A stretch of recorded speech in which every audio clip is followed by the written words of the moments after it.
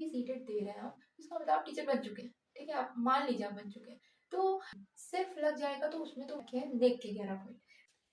नमस्कार एवरीवन, मैं मृतिका गुप्ता स्वागत करती हूँ अपने इस चैनल पे। अपना टाइम वेस्ट किया शुरू करते हैं। ये मेरी सीटेड ईवीएस पेडागोजी की क्लास सेकंड है और टू द पॉइंट बताऊंगी। केवल आप उतना पढ़ लेंगे आपका पेडागोजी हो जाएगा with previous year question paper. वो तो पहला है एनसीएफ 2005। अच्छा, एनसीएफ 2005 पे मैं एक अलग वीडियो डाल दूंगी एग्जाम से के कुछ दिन पहले, तो वो पॉइंट आप याद कर लीजिएगा। अभी मैं ईवीएस के कॉन्टेक्स्ट में बताती हूँ। एनसीएफ नेशनल करिकुलम फ्रेमवर्क 2005 बच्चे के ज्ञान को बाहरी जीवन से जोड़ने की बात करता है। जिस भी आंसर में आएगा कि बच्चे के ज्ञान को क्या क्लास तक सीमित रख दिया जाए, गलत नहीं। क्या सीमित करना ही नहीं है बच्चे के ज्ञान को। बच्चे के ज्ञान को हमेशा बाहरी ज्ञान से जोड़ने का प्रयास करना है कि अगर वो बाहर जा रहा है तो वहां भी ऑब्जर्व करके क्या सीख रहा है, ठीक है। तो बाहरी ज्ञान से जोड़ने की बात करता है। जिससे होता क्या है, जिससे ये जो कॉन्सेप्ट है वो एनईपी नेशनल एजुकेशन पॉलिसी 1986 में जो बाल केंद्रित शिक्षा की चाइल्ड सेंटर्ड की व्यवस्था की गई है उसको बढ़ावा मिलता है। अच्छा, ये सारे पॉइंट मैंने अपने नोट्स कैसे बनाए थे, तो मैंने एनसीईआरटी की बुक में स्टार्टिंग में 2-3 पेज का आर्टिकल दे रखा होता है जो टीचर्स के लिए होता है। ये उन्हीं से ही क्वेश्चन आते हैं, ठीक है। और प्रीवियस ईयर क्वेश्चन पेपर से भी मैंने कुछ कॉन्सेप्ट लिए हुए हैं। तो पहला पॉइंट क्लियर होता है। दूसरा है बच्चों के ज्ञान स्रोत क्या है, यानी कि what are the resources of children, यानी कि बच्चे कहाँ से सीखते हैं। तो बच्चे टीचर से सीखते हैं, ऑब्वियसली टीचर से सीखते ही हैं। दूसरा पाठ्य पुस्तक यानी टेक्स्ट बुक से सीखते हैं। लेकिन क्या सिर्फ इन दोनों से सीखते हैं, नहीं। उसके अलावा ये परिवार के सदस्य यानी कि मेंबर, फैमिली मेंबर, साथ में समुदाय के लोग यानी कि कम्युनिटी के लोग जहाँ वो रहते हैं, आसपास के लोग, वहां से भी, और साथ में न्यूज़पेपर और बुक्स यानी जो किस्से कहानियों वाली किताबें होती हैं उनसे भी बच्चे सीखते हैं, ठीक है। तो अगर ये सारे पॉइंट आते हैं तो अगर क्वेश्चन होगा कि textbook is the only resource, no, textbook केवल एक रिसोर्स नहीं है, उसके अलावा ये सारे रिसोर्सेज भी होते हैं, तो जिससे बच्चे सीखते हैं। दूसरा पॉइंट क्लियर होता है। तीसरा है इतिहास से जुड़ी हुई बातें, यानी कि जो पास्ट से जुड़ी हुई बातें। जैसे अगर मैंने ईवीएस पढ़ाया था तो ईवीएस में कोई एक स्टोरी होती है जिसमें जिसमें कहा गया महात्मा गांधी का दांडी मार्च। तो बच्चों को ये कहा जाए कि वो अपने पड़ोस में जाए, अपने घर में जो बूढ़ी दादी हैं उनसे पूछें कि उनके टाइम में क्या अंग्रेजों ने राज किया था। ऐसे इस टाइप का क्वेश्चन उनसे पूछे जाए, ठीक है। तो इतिहास से जुड़ी हुई बातें बच्चों को बड़ों की मदद लेने के लिए प्रेरित करें। हमें कहना है एज ए टीचर, हमें कहना है कि वो घर पे जाके पूछे। इससे होगा क्या, इससे जो अभिभावक है या जो फैमिली मेंबर है या जो समुदाय है, वो और विद्यालय, उनके बीच में दूरियां कम होंगी और उनका जुड़ाव बढ़ेगा, ठीक है।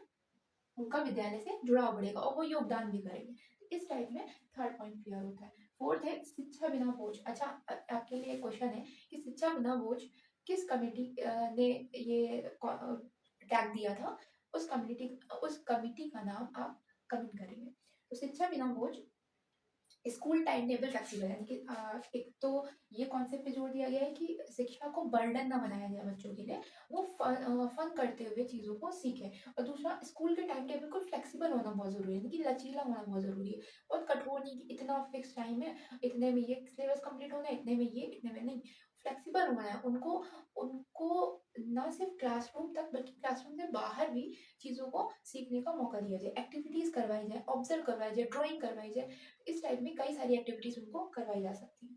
फिफ्थ है अध्यापक बच्चे के स्थानीय ज्ञान को विद्यालय से जोड़े, यानी कि स्थानीय ज्ञान का मतलब है जहाँ वो रह रहा है वहां से अगर वो कुछ सीख के आता है। जैसे मान लीजिए स्कूल में होता क्या है कि सिर्फ बच्चे बड़े घर के तो रहते नहीं है, छोटे घर के भी रहते हैं। कुछ लोगों के घर में क्राफ्ट का काम होता है, कुछ लोगों के घर में बुनाई का काम होता है, कुछ लोगों के घर में डलिया बनाने का काम होता है। तो इस टाइप के जो काम है अगर बच्चे घर में सीखते हैं तो उस ज्ञान को केवल वहीं तक न रखा जाए। अगर पता चला आपको एज ए टीचर, अच्छा भी सीटेड दे रहे हैं आप, इसका मतलब आप टीचर बन चुके हैं, ठीक है, आप मान लीजिए आप बन चुके हैं।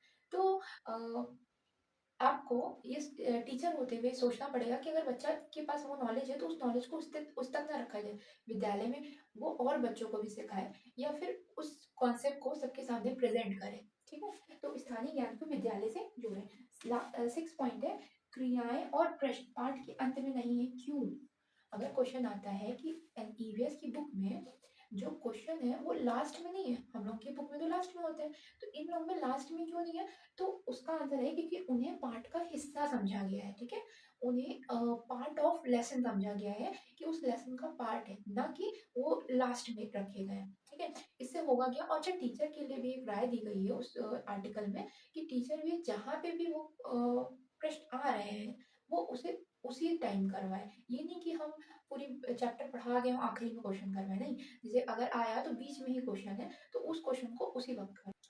सातवां पॉइंट है कि एक्टिविटी यानी कि क्रियाकलाप।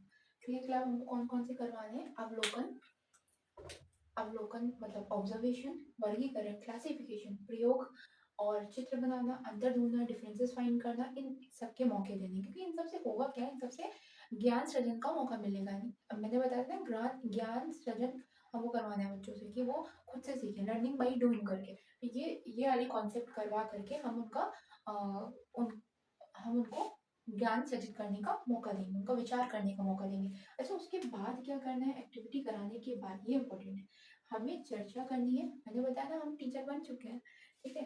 तो हमें चर्चा करनी है और निष्कर्ष निकालने में उनकी मदद करनी है। जैसे एग्जाम्पल के लिए अगर मान लीजिए कि बच्चे ने पहले एक कागज को पानी में फेंका तो वो नहीं डूबा, एक कील दी हमने, लोहे की कील, जैसे वो पानी में रखी वो डूब गई। जिससे बच्चे की कौन सी स्किल इंप्रूव हुई? Observation skill. उसने ऑब्जर्व किया और उसके बाद उसका निष्कर्ष निकालने में हमको मदद करनी है, तो उससे पहले पहले उसके विचार जानने हैं कि उसे क्या लगा कि ये भारी थी तब ये डूब गई और वो हल्की थी तो वो तैर रही है। तो इस टाइप में मदद करनी है। आठवां पॉइंट है अवलोकन के लिए यानी कि ऑब्जर्वेशन के लिए हमको केवल बताया था ना कि क्लास तक सीमित नहीं रखना है, क्लास के बाहर लेके जाना है। तो बाहर कहाँ ले जाएंगे? फील्ड विजिट यानी कि प्रकृति भ्रमण, आसपास में जो इन्वायरमेंट है उसको दिखाने के लिए। तो वहाँ पे तालाब ले जा सकते, तालाब के किनारे ले जा सकते हैं। तो वहाँ बच्चों से क्या कहेंगे कि तालाब के किनारे कि आपको कौन कौन से जानवर दिख रहे हैं, पेड़ दिख रहे हैं, या फिर कैसा इकोसिस्टम है। तो वो उनसे रिलेटेड हम क्वेश्चन पूछेंगे, उनको ऑब्जर्व करने को कहेंगे और फिर उनके विचार जानेंगे। बाग बाग बगीचे लेके जाएंगे, खेत लेके जाएंगे, खेतों में क्रॉप्स हो गई उनसे रिलेटेड, जैसे कि ईवीएस में मैंने पढ़ाया था, ईवीएस की एनसीईआरटी में कि लीची की खेती के बारे में कौन से किस महीने में होती है। तो जब हम फील्ड विजिट ले जाएंगे, वहाँ जब हम मिलवाएंगे वहाँ के वर्कर्स से या फिर जो करते हैं काम, तो उनसे उनका नॉलेज बढ़ेगी, ठीक है, ज्ञान बढ़ेगा। तो ये 8वां पॉइंट हो गया। 9वां पॉइंट है प्रश्नों और क्रियाकलापों का उद्देश्य क्या होता है, ठीक है? ये क्वेश्चन अगर आता है कि प्रश्नों और या एक्टिविटीज का क्या एम है, तो उनका एम ना सिर्फ सूचना देना बल्कि, आप समझिए क्वेश्चन आएगा कि प्रश्नों का क्या उद्देश्य होता है, तो प्रश्नों का उद्देश्य है सिर्फ सूचना देना? नहीं, सिर्फ लग जाएगा तो उसमें तो वैसे भी केस हट जाता है कि सिर्फ वाला केस हो ही नहीं सकता। तो ना सिर्फ सूचना देना बल्कि, बल्कि लग गया, बच्चों को अपने विचार प्रकट करने के अवसर देना, बच्चों की राय जानना कि उनकी क्या थिंकिंग है उस टॉपिक के बारे में, ठीक है? तो पॉइंट है समूह में कार्य कराना, यानी कि समूह में कार्य कराने के क्या फायदे हैं? मैंने बताया था कि ग्रुप, अगर व्यक्तिगत भिन्नता आती है, अगर क्लास में कुछ बच्चे ऐसे हैं जो कहीं और से आए हुए हैं या फिर कोई फिजिकली हैंडीकैप है, तो उनको अलग नहीं रखना, उनको ग्रुप में ही रखना। तो ग्रुप से होगा क्या? ग्रुप में कार्य कराने से, ग्रुप में एक्टिविटी कराने से दो पॉइंट होते हैं, एक दूसरे से एक तो सीखते हैं, ठीक है, बच्चे आपस में सीखते हैं, और दूसरा मिलकर कार्य करने की क्षमता बढ़ती है कि वो मिलकर जुलकर किसी भी काम को कर सकते हैं। 11वां पॉइंट है, आज मैंने 11 पॉइंट रखे हैं, देख के 11 पॉइंट। तो आर्ट और क्राफ्ट, आर्ट और क्राफ्ट बनाने में अगर कोई बच्चा अगर मैंने, हम लोग एज ए टीचर आर्ट और क्राफ्ट में कुछ देते हैं बनाने में, लाइक पेन होल्डर देते हैं हम लोग। तो पेन होल्डर बच्चे बना के लाए तो जरूरी नहीं सबका अच्छा हो, लेकिन फिर भी हमको उनकी प्रशंसा करनी है कि हाँ बहुत अच्छा बनाया तुमने, बहुत अच्छा, उन्हें मोटिवेट करना है। इससे होगा क्या? इससे वो और प्रभावित होंगे और सृजनात्मकता यानी क्रिएटिविटी उनकी बढ़ेगी और वो और करने के लिए उत्सुक होंगे, ठीक है? तो यहाँ होती है मेरी सेकंड क्लास खत्म। मैं अपनी क्लासेस को बहुत छोटा रख रही हूँ ताकि आप लास्ट तक देखिए, लंबी वीडियो कोई देखता नहीं है, छोटा देखेगा लेकिन कॉन्सेप्ट एकदम क्लियर रखिएगा। इसी से क्वेश्चन मिलेंगे मैं जब प्रीवियस ईयर करवाऊंगी तो तब तक के लिए देखते रहिए, शेयर करना ना भूलें, लाइक भी कर दीजिएगा और सब्सक्राइब भी कर दीजिएगा। Thank you.